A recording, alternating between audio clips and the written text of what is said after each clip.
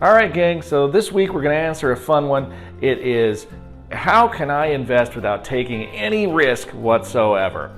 If you're thinking to yourself, you can't do it at all, well, first of all, it's all going to depend on what do we call risk, okay? But no, you actually can invest with no principal risk whatsoever, but there's a catch.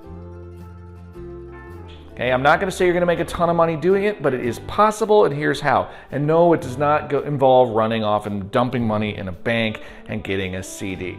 Okay, what does it mean? Well, you're going to do something equally as sleepy, but how do you get a guarantee when it comes to the United States dollar? You go straight to the printing press. So that means U.S. Treasuries, guaranteed government bonds. And here's the trick. If you buy a bond today, and you can't do this, right? There's two kinds of bonds in the world. There's a kind of bond where you purchase it and somewhere down the road you redeem it. And you know, if you put $1,000 bond, you buy it for $1,000, they're going to later on give you $1,000 because you know it's a loan. And they're going to pay you interest on a regularly scheduled basis. Okay, that's a typical interest-bearing bond. There's another kind of bond, and you probably don't want to use this one, which is what they call a zero coupon or a discount bond. You're going to buy it below the price of $1,000. So maybe you spend $700, and then over time it's going to come up to this value, and it will mature there. And that is your interest payment, is you growing into it. You don't want that one. You want this one, because what you're going to do is you're going to take these interest payments, and each time you get an interest payment, you're going to put those payments into the stock market, right? And if you do that, what happens? Well, you can now take your interest and put that at risk, but your principal is still secure because the government has a printing press that's going to pay you back, okay? I'm not saying it's not an inflation risk. That could still happen. You could lose purchasing power over a period of time before your bond matures. And I'm not saying that the stock market is risk-free, because you could certainly pick terrible investments and lose your shirt, right?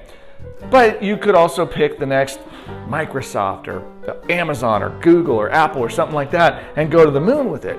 But the reality is still all you're risking is the interest.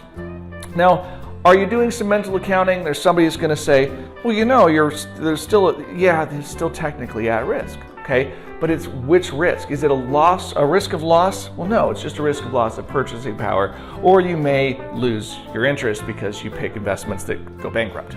But if they don't go bankrupt, they just kind of go up from there. You could theoretically just buy the S&P 500 index and ride it out for a while. And with the exception of one point in history that I know of, and I think it would have been right about 1998 to 2008, right when the markets tanked, you had a period of 10 years where you could have lost money in the S&P 500. Crazy enough, had you waited just one more year in 2009, you'd have made profits. So historically speaking, 10 years in the investment in the S&P 500, you're going to do all right.